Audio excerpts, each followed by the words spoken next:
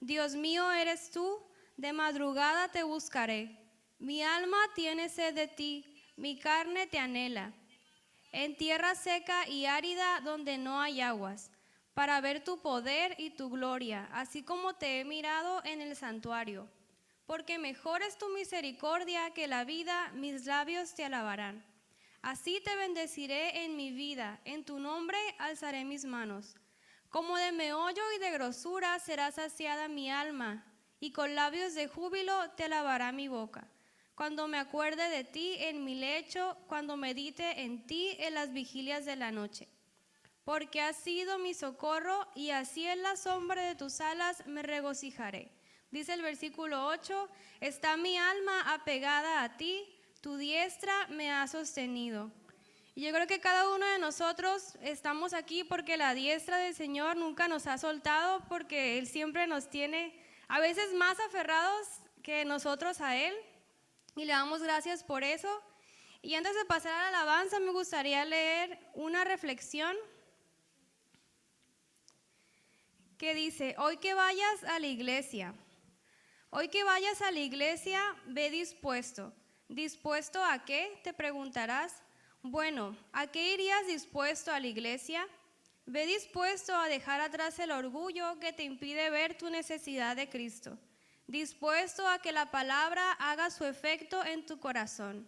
Dispuesto a saludar a aquel que no te cae tan bien. Dispuesto a adorar a Dios con toda sinceridad.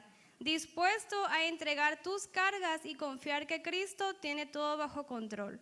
Dispuesto a ver la gloria de Dios en tu vida. Pero sobre todo, dispuesto a reconocer el pecado al que tanto te aferras, entendiendo que ningún placer en esta tierra se compara con las riquezas eternas que encontramos en el Señor. Amén. De esta manera lo voy a invitar a que hagamos una oración. Si puede cerrar sus ojos, por favor, ¿y dónde está? Bendito Padre, una vez más, gracias, Señor, por esta mañana. Gracias por tu misericordia. Gracias por traernos con bien a cada uno de nosotros. Si hay alguien que aún no ha llegado, Señor, que se registró a este servicio, te rogamos que lo traigas con bien, que protejas y bendigas a cada uno de los que nos ven desde su casa también, y que te goces, Señor, en esta alabanza, y que nuestros corazones estén dispuestos a escuchar tu palabra y aprender y ser enseñados a través de ella. Te pedimos todo esto en el nombre de Jesús. Amén.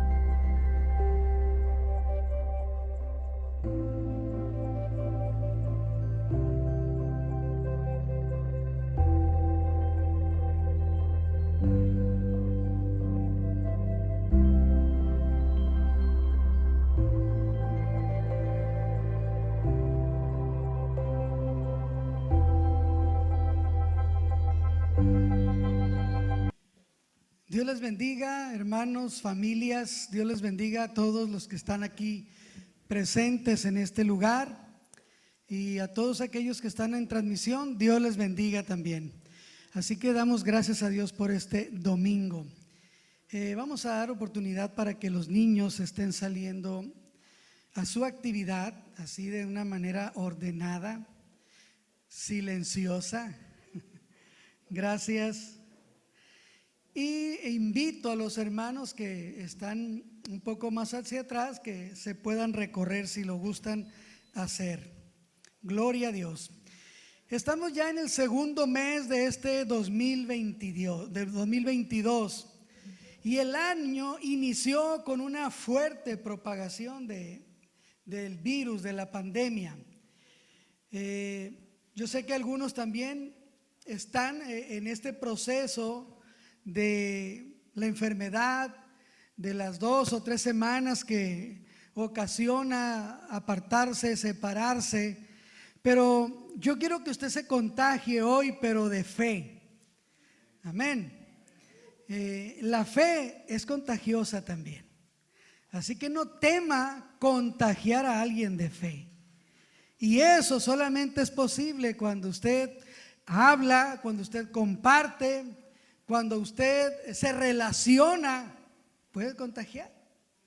Imagínese que usted se suba a un cerro y se vaya lejos y quiera contagiar de fe. ¿A quién? Necesitamos las relaciones para contagiarnos tanto de una enfermedad como también de fe. Yo le invito para que usted se contagie de fe. Todo lo que resta de este año, que usted esté súper contagiado de fe. Amén. Gloria a Dios. Tengamos ánimo porque el Señor está con nosotros. Así que yo no sé de qué prefiera usted contagiarse. Amén. Usted lo va a decidir. Hoy vamos a hablar de un pasaje muy conocido, a veces mal interpretado y pocas veces aplicado de manera personal. Pocas veces. Esta historia o parábola que vamos a compartir tiene una característica muy especial, y es que es de enorme bendición para los que están dispuestos a recibirla con un corazón humilde, porque ella revela el corazón de Dios, los misterios de Dios y del reino de los cielos. Pero también es de enorme dificultad para los incrédulos y aquellos que tengamos un corazón y un oído bloqueado por la incredulidad o por la obstinación o por una ceguera espiritual. No la aceptaremos ni tampoco la queremos aceptar, no la entenderíamos. Por eso Jesús se expresó diciendo: porque viendo no ven y oyendo no oyen ni entienden. Y eso lo dice el Señor, no lo digo yo. En esta ocasión, en el pasaje que vamos a considerar, Jesús había sido invitado a comer a casa de un fariseo que era gobernante o era principal entre los fariseos, un hombre con jerarquía en esta comunidad. Y este es el panorama que sirve de contexto a la parábola del hijo pródigo. Si usted y yo leemos desde el capítulo 14 de San Lucas, en el capítulo 14 solamente voy a dar la referencia en el verso 1. Dice: cierto día de reposo, Jesús fue a cenar en la casa de un líder de los fariseos y la gente lo observaba de cerca. Entonces ese es el contexto. Jesús había sido invitado a cenar a la casa de un principal de los fariseos, solo para darles ese contexto de en dónde estaba Jesús en esa ocasión. Ahora, es bien importante porque en estos capítulos Jesús describe no nada más esta parábola, sino que previamente él habla de la oveja perdida, de la moneda perdida, y cierra con la parábola del hijo pródigo. Todos ellos en el contexto se habían perdido dentro de la casa. Estaban perdidos, pero dentro de la casa. Entonces, qué interesante es el contexto de esto. Ahora, termina la parábola del hijo pródigo y continúa otra parábola, la del mayordomo infiel. Bueno, ya no vamos a entrar en eso, solamente para que ustedes vean cómo fue que Jesús, en esa ocasión que lo invitó un fariseo principal, donde posiblemente había muchos invitados también de esa jerarquía, pero también había la gente que seguía a Jesús. También lo interesante es que solamente Lucas menciona esta parábola. no está en los otros evangelios. Y es muy interesante porque Lucas, haciendo honor a su oficio, pues era detallista. Era detallista al escuchar a Jesús, al poner atención a lo que Jesús hablaba y al describir él en su evangelio con los detalles lo que Jesús estaba enseñando. Por algo era de oficio médico, porque eran detallistas. Eso da una buena confianza en lo que él está escribiendo. Dice el capítulo 15 de Lucas, el verso 11, que es la parte que vamos a leer. En la Nueva Traducción Viviente inicia el verso 11 así: para ilustrar mejor esa enseñanza, Jesús les contó la siguiente historia. Un hombre tenía 2 hijos. En la Reina Valera contemporánea solamente dice: Jesús dijo también, un hombre tenía 2 hijos. Pero ¿por qué? Es como una continuación. Él habló de la moneda perdida, de la oveja perdida, y enseguida se refirió a la parábola del hijo pródigo. Por eso es que la Nueva Traducción Viviente lo expresa para ilustrar mejor esa enseñanza, la de la oveja y la de la moneda. Jesús entonces refiere la parábola del hijo pródigo, es decir, para corroborar las 2 parábolas anteriores, Jesús continúa con esta parábola del hijo pródigo. Verso 12 en el capítulo 15 de Lucas, en la Nueva Traducción Viviente, dice: y el hijo menor le dijo al padre: quiero la parte de mi herencia ahora, antes de que mueras. Entonces el padre accedió a dividir sus bienes entre sus 2 hijos. Obviamente todos sabemos y entendemos que las herencias se reparten después de que los padres o los familiares parten, fallecen, mueren, porque entonces es cuando se lee el documento de la herencia. Sin embargo, este hijo le dice: quiero la parte de mi herencia ahora, antes de que muera. Quiero ya lo que me corresponde. Y aunque era lógico pensar que no era el tiempo, esto era una realidad. El hijo estaba reclamando lo que le pertenecía. Según Deuteronomio 21:17, al hijo primogénito le tocaba la mayor parte. Como eran 2, entonces de esa herencia 2/3 partes eran para el hijo mayor y 1/3 era para el hijo menor. Deuteronomio 21:17 dice que aún que el hijo primogénito no estuviera en la familia original, es decir, que el padre hubiese tenido un hijo fuera, pero haya sido el primero, aún así la ley le daba el favor al hijo primogénito, dándole la mayor parte de la herencia. Así que el hijo menor no significa que el hijo menor haya sido menor de edad, sino que era menor que el primogénito. A lo mejor los 2 tenían 25, 30 años, no lo sabemos. Solamente dice que el hijo menor reclamó. Y el padre accede, porque él consideró, y esa es una opinión que la podemos deducir de esto, la Biblia no me dice esto a mí, pero el hijo menor, el padre, consideró que es mejor un hijo fuera de casa que un hijo a fuerzas dentro de la casa. ¿Qué piensa usted de esto? Dijo el padre: bueno, él ya está obstinado en irse, de todos modos se me va a ir y va a hacer lo que quiere, porque ya está demostrando una actitud de que no quiere estar en la casa. Y si no quiere estar en la casa, va a provocar conflictos con todos los demás. Y el padre dijo: pues es mejor un hijo fuera de casa que tenerlo a fuerzas en la casa. En opinión de algunos comentaristas, esta era una de las opciones que el padre tenía para acceder, porque ante la cultura que ellos tenían en ese tiempo era una ofensa al padre.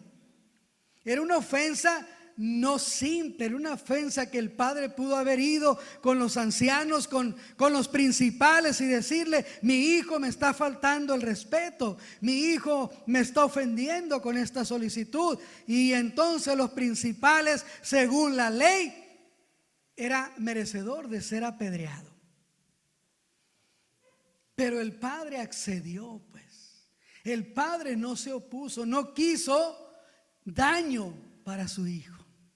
No quiso juicio para su hijo y permitió que el hijo tomara la parte que le correspondía como hijo y como heredero. En el verso 13 del capítulo 15 de Lucas dice: pocos días después de que el hijo recibe la parte de su herencia, el hijo menor empaca sus pertenencias y se mudó a una tierra distante. Lejos quería estar de casa, donde derrochó todo su dinero en una vida desenfrenada. Al mismo tiempo que se le acabó el dinero, parecía que estaban confabulando contra él. Hubo una gran hambruna en todo el país y él comenzó a morirse de hambre, a sentir mucha hambre. ¿Se imagina ese cuadro? Ahora, podemos hacer preguntas aquí o hacernos preguntas. ¿Qué provocó que el hijo menor quisiera irse de su casa? ¿Qué provoca en nosotros cuando no queremos estar en la casa? En la familia, en el trabajo, si el trabajo es parte de la familia, en la iglesia. ¿Qué provoca que usted, que yo, no quiera estar en la casa? Para querer irme, para querer ir a buscar en otro lado. ¿Qué provoca? Respuesta, usted la tiene, esa respuesta. ¿Qué provocó que este hijo menor quisiera irse de su casa? Aparentemente no existía razón alguna para salir de su casa, excepto un capricho. ¿Qué puede hacer que usted y yo, hermano, querramos salir de casa?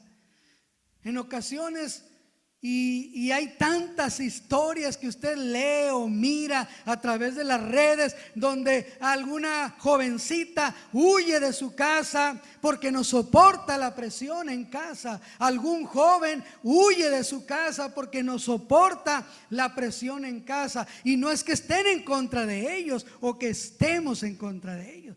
Lo que pasa a veces que no queremos disciplina.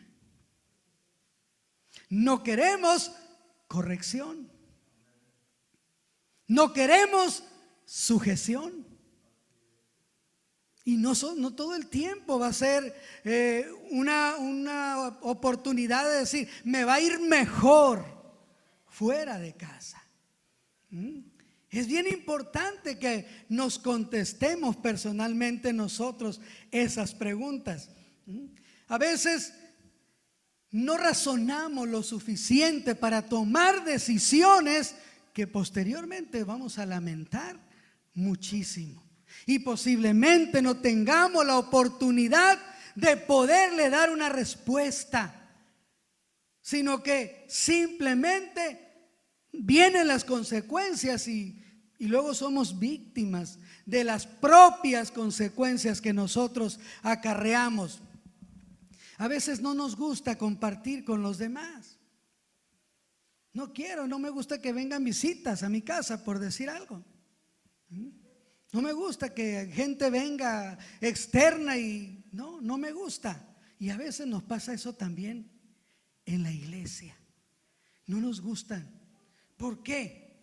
No es mi casa, es la casa de Dios.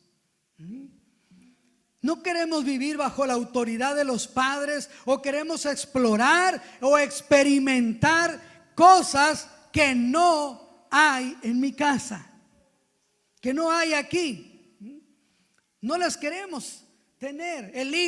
Posiblemente el hijo menor se sentía insatisfecho. Posiblemente él no vivía como él quería vivir. Y él dijo, no hay manera de que yo aquí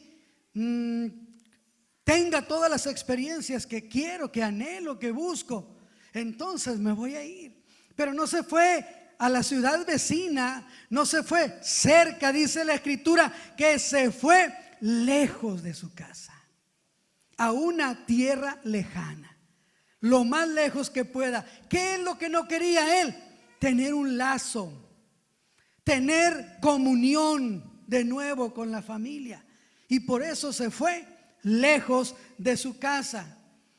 Estas mismas preguntas podemos hacernos cuando nosotros estamos insatisfechos en el hogar, en la casa. Debemos preguntarnos ¿por qué? ¿Por qué estoy así? ¿Qué es lo que me mueve a estar insatisfecho, sentirme incompleto? Dijo alguno de los apóstoles, ¿seré yo, Señor? ¿O son los de mi casa? Casi siempre decimos, son ellos, pero a lo mejor soy yo. A lo mejor soy yo.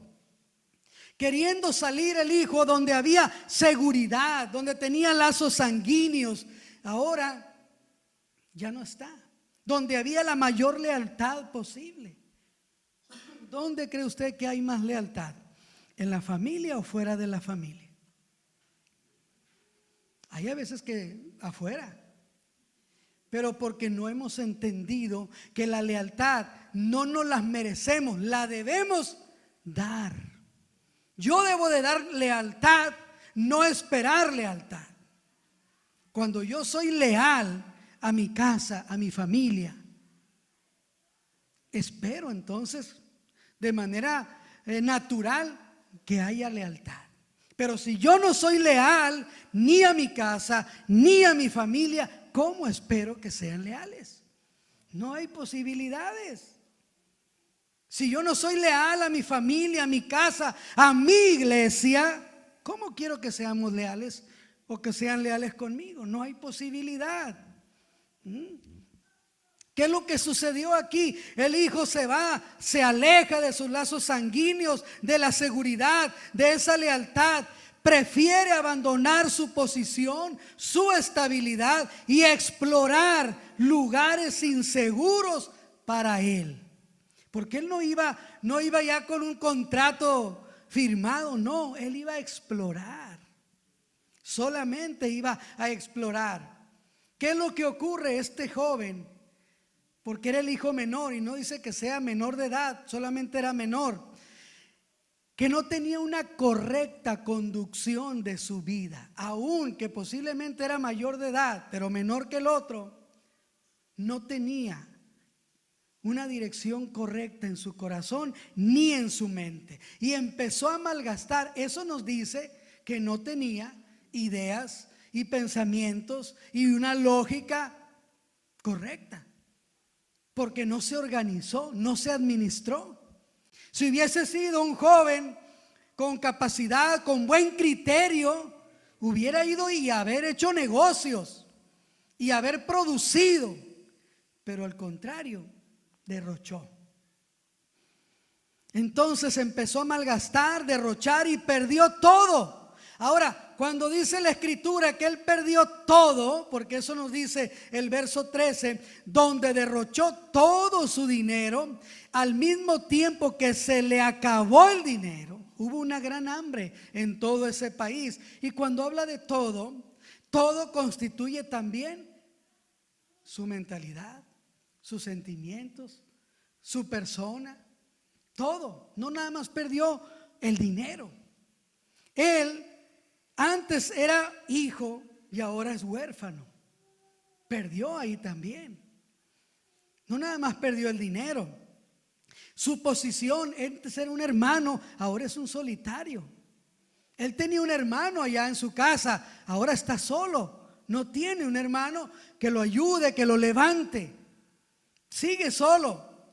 Él antes pertenecía a una familia y ahora está solo, sin familia.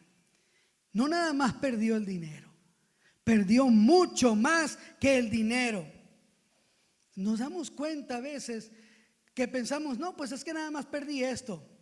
porque no hemos analizado todo lo que estamos perdiendo en nuestros lazos afectivos, en nuestra comunión, en nuestra comunicación. No lo medimos, no lo cuantificamos, sino que en el tiempo nos empezamos a dar cuenta cuántas cosas hemos perdido. Este joven no se dio cuenta más que de la economía, pero ahora estaba solo, completamente solo. Además de eso, la situación económica donde él estaba era crítica. Y podemos comparar esa situación a las condiciones presentes de la pandemia. Si nosotros nos separamos de la familia, decimos, no, yo quiero vivir solo, no quiero que la familia me esté diciendo, me estén corrigiendo, me estén aconsejando, no quiero eso. Te apartas, te enfermas. A lo mejor no vamos a saber ni en dónde quedó. Y eso es lo que ocurre en este tiempo con la pandemia. Es difícil si nos separamos de la familia o de la comunión de la iglesia. Dejamos la familia y dejamos de tener pertenencia a algo. Nos volvemos huérfanos, tanto familiarmente, afectivamente, como espiritualmente. A veces queremos vivir sin correcciones, sin disciplina, sin tutoría o sin padres, y eso no es sabio ni prudente. No es sabio ni prudente. El uso de la libertad conlleva responsabilidad.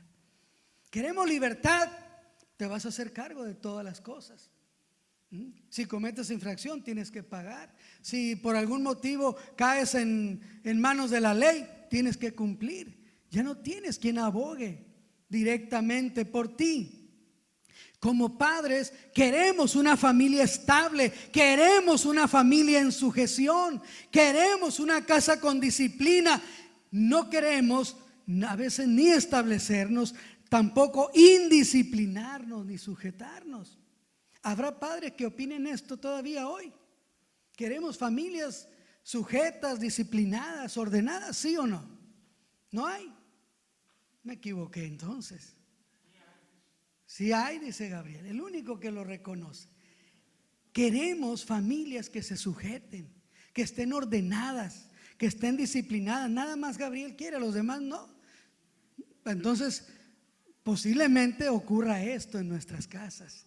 Si no quieres una familia en orden, estable, disciplinada, te va a ocurrir, o me va a ocurrir, lo del hijo pródigo.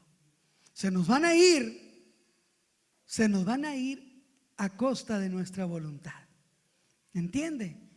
Ahora, ¿habrá hijos que anhelen una casa estable donde haya disciplina? ¿Habrá hijos de los que estamos aquí? Tampoco. Entonces, ¿qué esperamos de la sociedad? Si ustedes como padres y ustedes como hijos no les interesa la disciplina, la estabilidad, la sujeción, pues la sociedad está bien. Entonces, ¿nos damos cuenta? Bueno, hasta ahorita me equivoqué de lugar, hermano.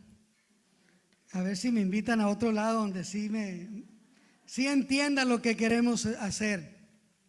Cuando empieces a sentir hambre, tú también, como padre, porque también hay padres pródigos. La parábola habla del hijo pródigo, pero hay padres pródigos que abandonan su responsabilidad, que abandonan a la familia, que se desligan de sus compromisos. Son pródigos también y cometen los mismos errores que el hijo y malgastan su vida, su tiempo, su fuerza, su energía que es para su familia. Finalmente el joven dice en el verso 15, él convenció a un agricultor local para que lo contratara y el hombre lo envió al campo para que le diera de comer a los cerdos. El joven llegó a tener tanta hambre que hasta las algarrobas con las que alimentaba a los cerdos le parecían buenas para comer, pero nadie le dio nada. Ante este panorama crítico, el hijo busca de donde sea cómo atender sus necesidades.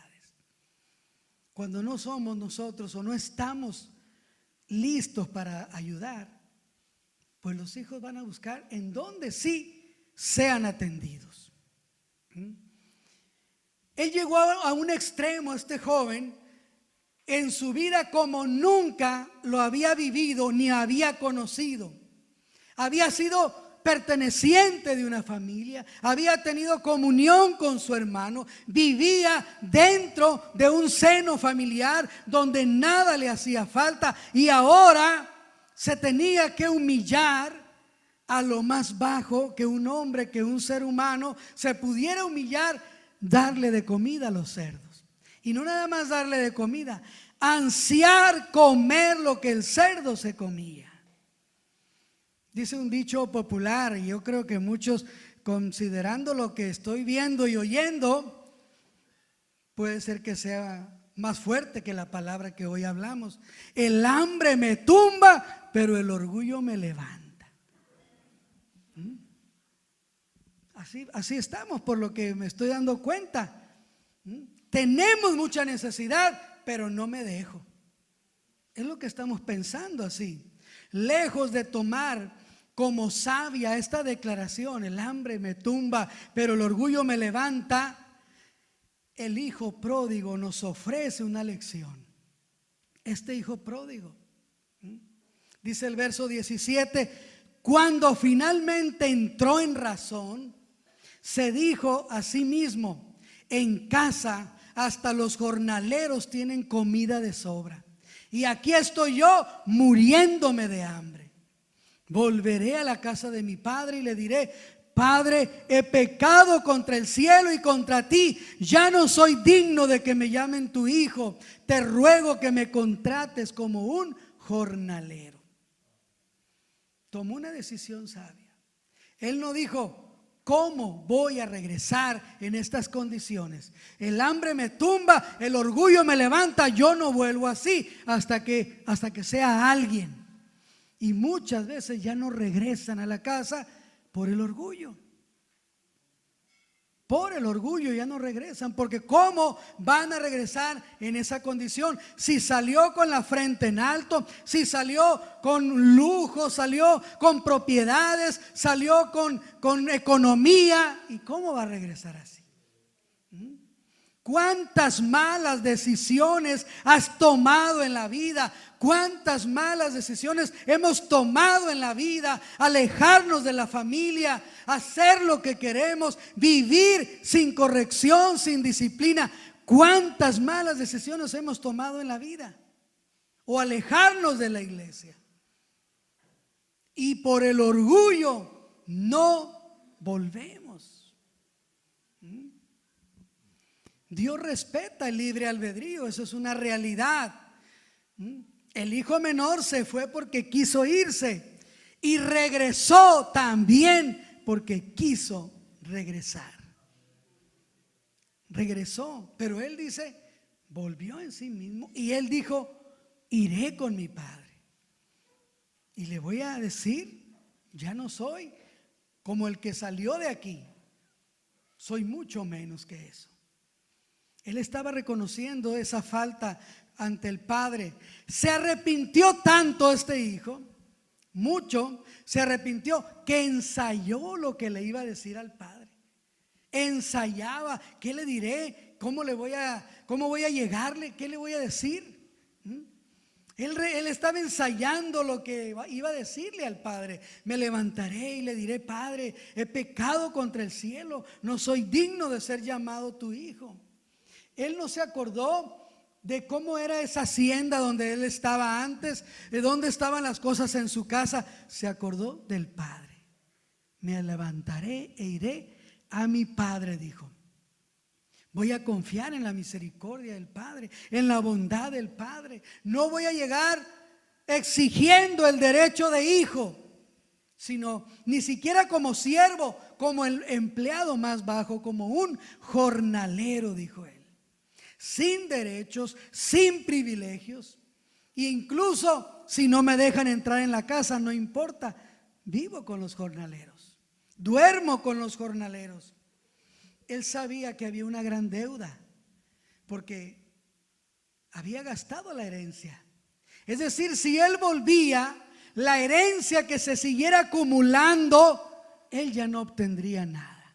Él ya no recibiría nada de esa herencia, porque él ya recibió su parte. Ya no había derecho que exigir, tendría que vivir con lo que ganara como jornalero, y quizás si él tenía que pagarle a su padre esa herencia que había malgastado, no sé cuántos años tendría que trabajar para eso. Pero ¿qué hay aquí? Hay un pecador que se arrepiente. Hay alguien que se equivocó en la vida y vuelve en sí, reconoce y se vuelve a Dios, se vuelve al Padre. Muchas veces nosotros queremos resumir cuando alguien se ha convertido en una confesión verbal solamente. Tiene que haber un arrepentimiento visible, constante, permanente todos los días, que haya en nosotros frutos dignos de arrepentimiento. No basta una confesión, no basta una expresión verbal. ¿Se imagina usted cuando Jesús narraba esta historia, los fariseos que estaban ahí? ¿Cómo estarían? ¿Se imagina qué tremenda historia? Jesús les contó la oveja perdida, les contó la moneda perdida, y para cerrar esa historia les cuenta la historia del hijo pródigo. ¿Cuántos de nosotros necesitamos hoy volver a Dios? Porque aunque estemos en la casa, puede ser que estemos alejados. Aunque estemos en la casa, puede ser que estemos ignorando lo que realmente el Padre quiere para ti y para mí.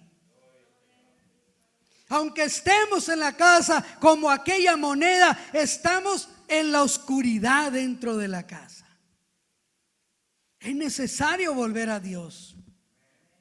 Verso 20 dice del capítulo 15 de Lucas: entonces regresó a la casa de su padre, y cuando todavía estaba lejos, su padre lo vio llegar, lleno de amor y de compasión, corrió hacia su hijo, lo abrazó y lo besó. Y el hijo le dice: Padre, he pecado contra el cielo y contra ti, ya no soy digno de que me llames tu hijo.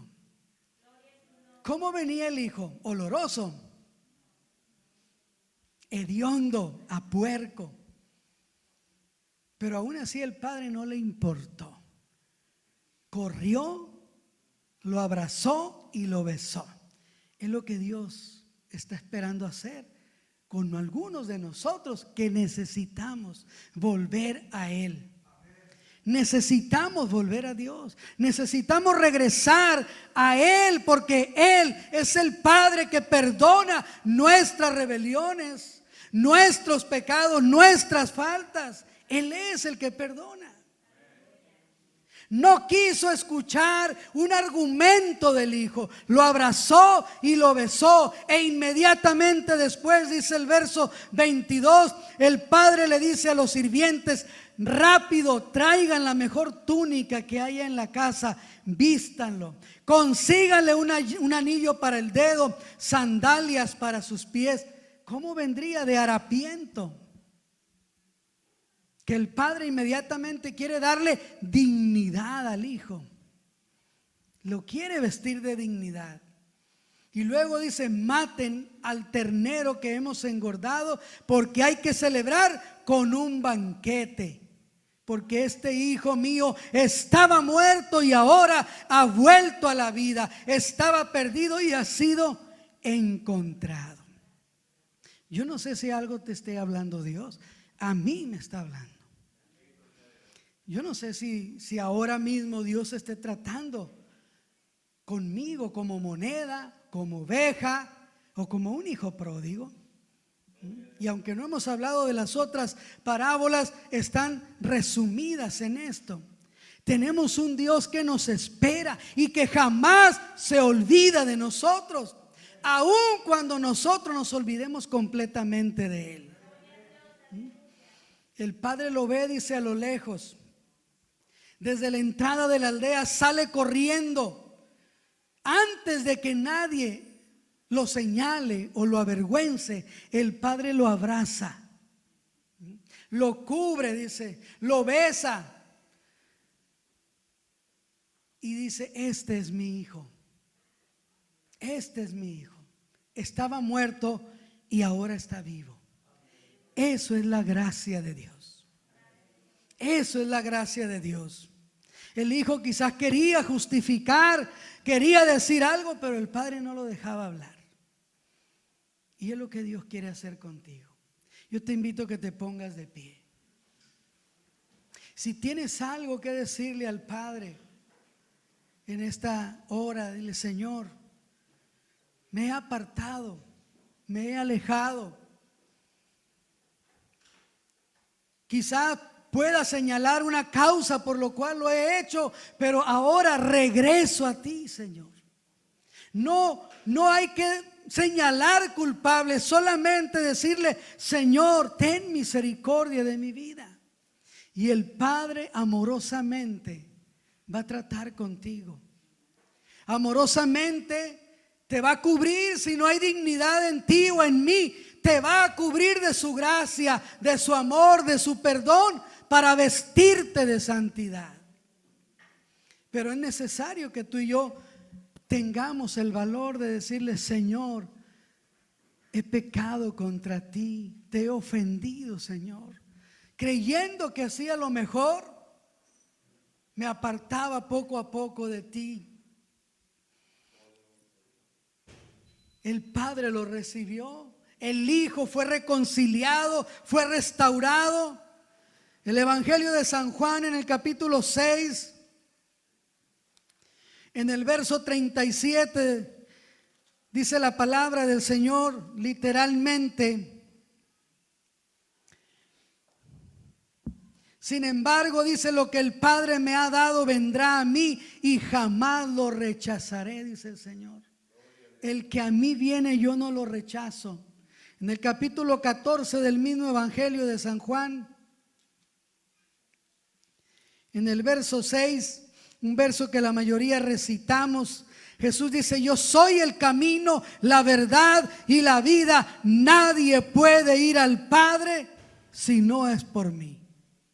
Así que tú y yo necesitamos volver al Padre.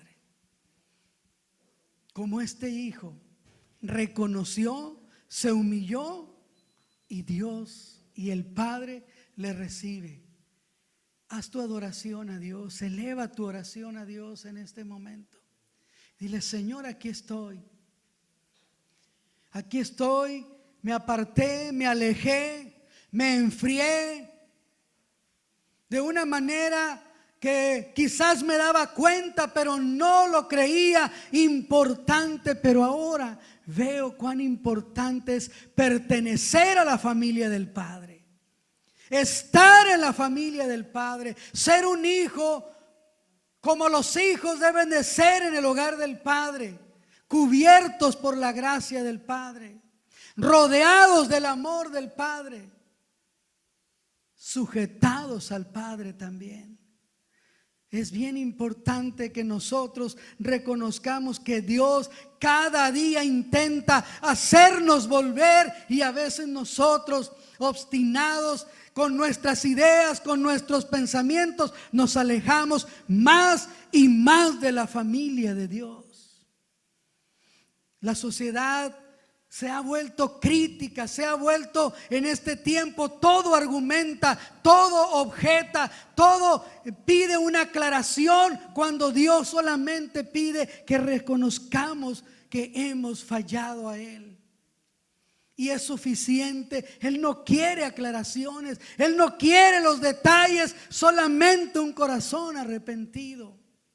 Señor, a ti venimos en esta tarde, mi Dios, reconociendo tu amor, que aun cuando hemos sido injustos, Señor, hemos sido desobedientes, hemos sido desleales, tú sigues siendo fiel a tu palabra, Señor. Sigue siendo fiel al propósito por el cual Jesucristo, el Hijo de Dios, vino al mundo para dar su vida por los pecadores, Señor. Tu palabra nos dice que en esto consiste el amor, en que siendo pecadores, Cristo murió por nuestros pecados. Amado Señor, ayúdanos a ser entendidos, Dios. Ayúdanos a reconocer, no importa el tiempo que hayamos estado alejados de Dios, hoy es el día para acercarnos a Dios, para volver a Dios, para venir de nuevo al Padre. Hay tantos detalles en esta historia, pero no vamos a pensar en ellos, solamente que el Padre quiere volverte a su casa, quiere traerte a su familia, quiere que vengas a la comunión con Él de nuevo. Quiere darte el privilegio de hijo y cambiar las vestiduras que traemos manchadas por el pecado, por la rebeldía, por tener un pensamiento contrario, Señor, a tu perfecta y soberana voluntad, oh Dios. Vuelve, Señor, nuestro corazón a ti, mi Dios. Aun cuando no entendamos, Señor, el por qué estamos en la situación que estamos, por las malas decisiones que hemos tomado, vuélvenos el corazón a ti, Señor. Solo tú cambias nuestros corazones, Señor. Solo tú tienes la capacidad y el poder de hacernos volver a ti, Señor. Muéstranos tu gracia, tu amor, tu misericordia, Dios. Llénanos de ti, Señor Jesús, y haznos volver a ti, Padre eterno. En el nombre de Jesús. Adora al Señor. Que Dios trate con cada uno de nosotros y nos haga volver a Él. Dios te bendiga.